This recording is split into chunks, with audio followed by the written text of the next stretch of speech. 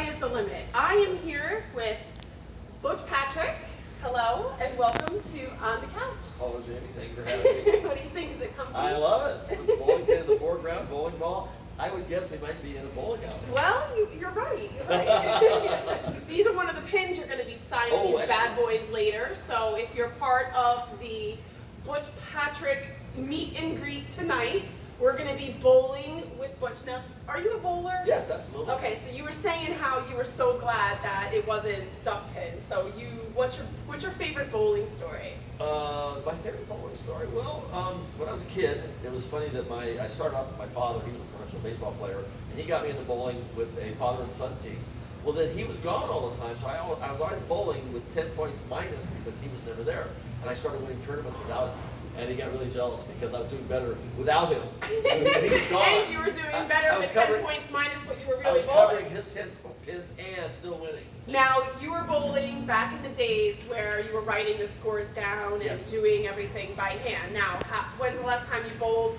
Recently. Oh, a month ago. Oh, okay. So you're still... Oh, I'm not really any good. I mean, 150-ish is an average, which isn't bad considering. I don't think there's a lot of very good bowlers now. I never bowl that often, but I used to average about 160, 165 as a kid. If you come in here on a Tuesday and a Thursday, like you're going to see some bowling, and the women on Monday nights bowl, but usually it's more recreational now than anything. But it is an American staple in our history, and so is your show. Like Munsters is like, I don't know, my parents used to watch, and my grandparents used to watch and stuff, because you only had the show, I was saying to you before, 2 years. It wasn't on very long, so I didn't really catch you there. I caught your voice on I Dream of Jeannie, which was my favorite show. That was a good show, yeah. I really liked that show, and that ran for how long? I think Jeannie ran 3 or 4 years. I'm not absolutely for sure. So they didn't overlap at all, so you would have done the one show for 2 years and then the other show for like 3 years? Oh, I was going on one episode of Jeannie, so this was just guest starring episodes. Right. But like you bounced around and you just did appearances. So I did. Before the Munsters, I did a year of the Real McCoys. Then before the Real McCoys, I did half a year at General Hospital the first year it was on. So the Munsters was my 3rd series. But back then, I was doing guest starring roles on old shows like Mr. Ed, My Favorite Martian. Jeannie came after the Munsters, but Ben Casey, the old westerns, Rawhide, Gunsmoke, stuff like that. Wow. Well, that's a long laundry list of shows. Oh, I think there's a lot more. Ever look back and you say, if you could do it all over again, would you do it again? Oh, sure. Yeah? Absolutely. This was something that you wanted. You were so young. I'm looking at your picture in front of me. You were how old there? I was, Munsters, I was 11 and 12. I started working when I was 7.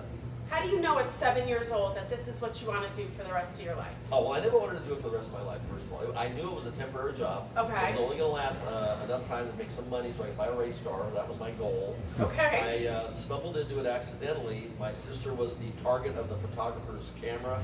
He looked at me and he said, "Can I take a couple pictures of him? He's got a cute look to him." And the picture wound up in this guy's studio in Hollywood Boulevard. It's not quite the Lana story being discovered, Schwartz story, but these 2 guys were walking down. They noticed that the picture in the window. They go, "How do I get in touch with that kid? He's not an actor. Doesn't matter. We want to talk to him anyway." And one thing led to another. That my friend who was an agent tracked me down, and I went up to this interview. They hired me on the spot with no experience necessary. For the Munsters? No. The Munsters. This is for a movie called The 2 Little Bears. Oh, The 2 Little Bears. The Munsters came along 4 years later.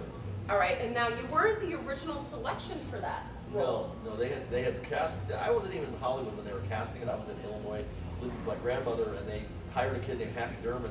And the studio executives, the CBS executives, didn't like their choice. So they axed him at the last minute, and they looked for a new kid.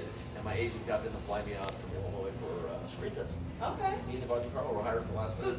Your parents were just all for it, like gung-ho, like this is what we're doing. I mean, that's such a big commitment to be a parent and have a 7-year-old and flying them around the country for... Well, my mom was actually living in the East Coast at that time, and my dad was a pro ball player, so she had gotten married and moved back. What ball? Baseball? The old Washington Senators, yes, baseball.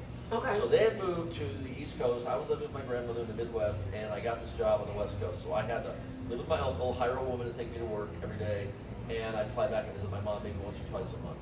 At what age were you doing this? 11 and 12. You hired somebody, so you were your own boss. You were already entrepreneur status at Well, you had to get to work, and I couldn't Right. drive. Wow. So we hired friends. My neighbor took me for a while, then we hired another lady, and I had 3 or 4 different people do it, but it worked out. You know, we made it happen. Yeah, I mean, I salute you. It's not an easy thing to do. I mean, to be constantly on the road, constantly looking for work, and like you've turned over so many jobs so frequently that you're a hustler. Well, I think so, and I like the road. I did a lot of road travel with my grandmother when I was a kid, driving back and forth with her. I do a lot of driving now because I tow a big trailer with the cars with me, so we do a lot of road. Right, so you were just at Comic-Con, right? Yep. And you had the cars. Steve over at Rock Fantasy was posting some really good pictures. You'll be there at 6:30 today playing some pinball. I saw you play the pinball yesterday. That was at Comic-Con. And how did you like the machine? Is that the first time you played it? It's a great machine. Oh, It's love like it's like sensory overload from the machines I grew up with and playing when I was a kid. Yeah. They're very simple kinds of machines. These new ones are like really crazy active, a lot of bells, a lot of whistles, a lot of scoring, just a lot of activity. You were roughing it up, man. You were. Whoa, okay, Butch. Settle down. Take it seriously. So, what is your weirdest your weirdest fan request? Weirdest fan request? And be brutally honest, because I mean, I'm in the restaurant business and in the bowling business.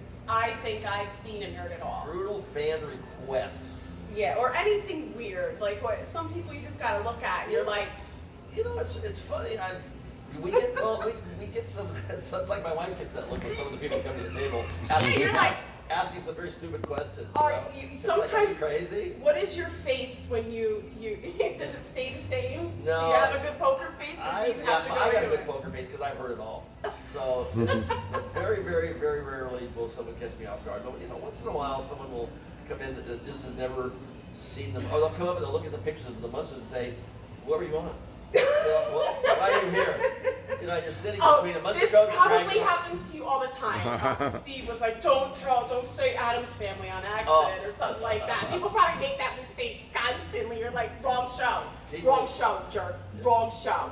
People come up and they just don't get it at all. They don't have a clue, and then you be patient with them because it's not their fault. Maybe they never saw it or they don't get it. Or my favorite is they'll look at, are you the last remaining survivor? Yes. Herman? Yeah, he did.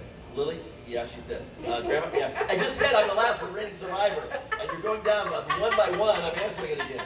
Jeez, what don't you get? And you have to be polite, and you have to say, no. Some slack. Meanwhile, you want to say, didn't I just say that? They get at the table, they want to engage you, and they get a little tongue-tied, so this is their way of keeping the conversation going, I guess. I get it. I was going to actually dress up today, and I want to tell you, I always, for the past 2 times that I want to dress up, I wanted to dress up for my Game of Thrones tap takeover with Daenerys, and totally didn't come in. It was coming in from China. Outfit never came in. I wanted to dress up like Marilyn. Well, that worked. And I wanted to come in with like a 50s dress and, get a wig. My hair is way too long and it would take me way too, much time to get it up in that little do, right? So I figured I'm gonna go to Party City and I'm gonna 2 times now Party City to let me do. So I go there, absolutely no Marilyn wigs. Wow. So I'm like, all right, let me wear the dress and I'll just, be the 2019 version of Marilyn, okay? So I was looking up, they used to think that she was unfortunate to look at. Yes, she was the unfortunate one in the family. That was really funny how they did that, and you were a werewolf, right?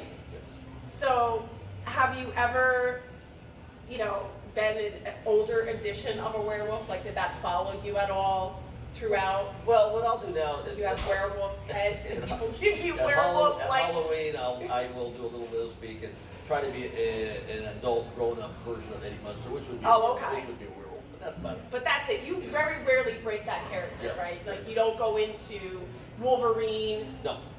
You're just this version, and then that's it. Leave the superheroes to the superheroes. I mean, you're holding the face strong. I mean, you're keeping active, living a healthy lifestyle. Yeah, I am. I've actually been sober now 8.5 years, so healthy lifestyle, and travel the country, meeting people, multi-generation fans. kids this big are watching it with their parents and their grandparents and enjoying it. There's not a lot of shows that not a lot of have black that and staying white power. for sure, right? Well, you guys originally you did the first episode in color, and it was too expensive, so they decided not to do that. Well, right? there was no, and plus there was no television sets. The black and white was still the norm for the next 2 years.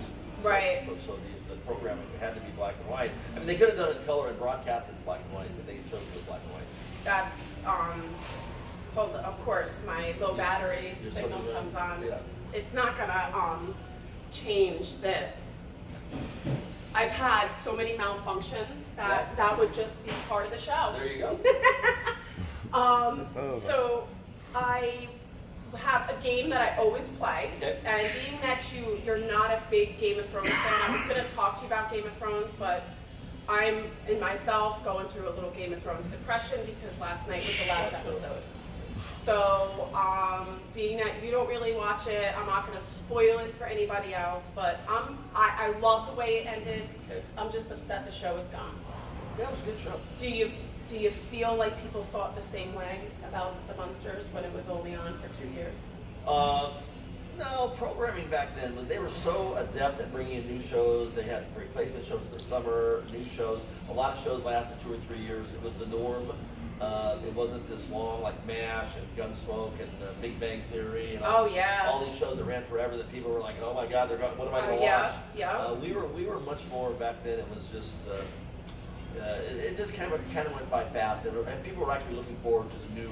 After a couple of years, they were looking forward to new shows. Do you think with technology has made it so much easier to be an actor and actress, or do you think it's that much more challenging because of all the high definition? Now you can see everything, you know. The biggest difference that I've noticed is when I go see a filming of a show now, is because it's videotaped and they can just stop tape and redo it, stop tape and redo it, stop tape and redo it. The quality of the being prepared and the dress rehearsals and stuff seemed to be, the old days we used to rehearse, and we very rarely did more than 1 or 2 takes. Nowadays, it's not uncommon for these guys to waste half an hour goofing and laughing and breaking character and doing it over and over and over and over again, simply because it doesn't cost them anything to stop tape. Right, budgets have obviously gotten bigger. It cost a lot of money to film, and there was a lot more people involved. So I found that the professional level is not as much on the actors that are allowed a lot more latitude to be goofy and not professional enough. As the old guys, in the old days, we were rehearsed and we were much more on top of So our it's game. kind of like the saying when your parents tell you that they used to truck it through snow, uphill both ways, and that's basically the film business as well. I took some friends to go see a filming, and I thought it would be 2 or 3 hours tops, and it turned out to be like a 6-hour ordeal for a half-an-hour show because they just kept doing it over. What show was it? This was years ago. It was Laverne and Shirley. Oh, Laverne! You went to go see a live taping of Laverne and how lucky were you? Yeah, well, Cindy was a good friend, and Penny Marshall, and I just was I was amazed how long it took them to do it, and how many times that they were allowed to just goof it up and go back and do it again. And the audience, the studio audience, they were good about it because they were there a long time. I mean, in order, I could sit there all day. I mean, and really, the Golden Girls is another show that I could definitely. I went to a cafe in Brooklyn, and it's all Blanche, and it was amazing. It was the phone from the original, the original set, and a lot of stuff, and they had drinks and things and cakes. So it's nice. I don't want to get off track too much because we're on a busy, tight schedule. We have to get you over to play some pinball. Are you going to be hustling tonight? I'm going to be interacting with people, playing some pinball, doing a lot of photo ops. We brought some merchandise along. Merch. We'll knock that out for a few hours, then we'll be back over here with the same suitcase full of goodies. Yeah, we'll do some bowling with Butch. We have some pizza and some soda with anybody that has bought a ticket. Do you have bowling gear with you? No. Oh, come on, Butch. No, I do not travel with bowling gear. Sorry. I figured I was going to a bowling alley, and we'll there's a good chance you might have some. Yeah. Don't worry, Butch. We'll find your ball somewhere. That's so off the cuff. But listen, I really appreciate you coming out. We're going to have a lot of fun tonight. We're going over to Rock Fantasy to hang out right now, play some pinball.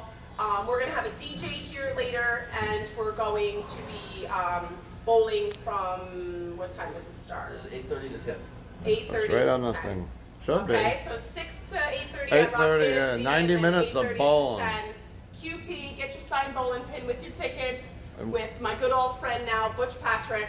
And next week, we'll be on the couch around 5-ish or so. Thank you again for coming. Thank you. All right, Bye. guys.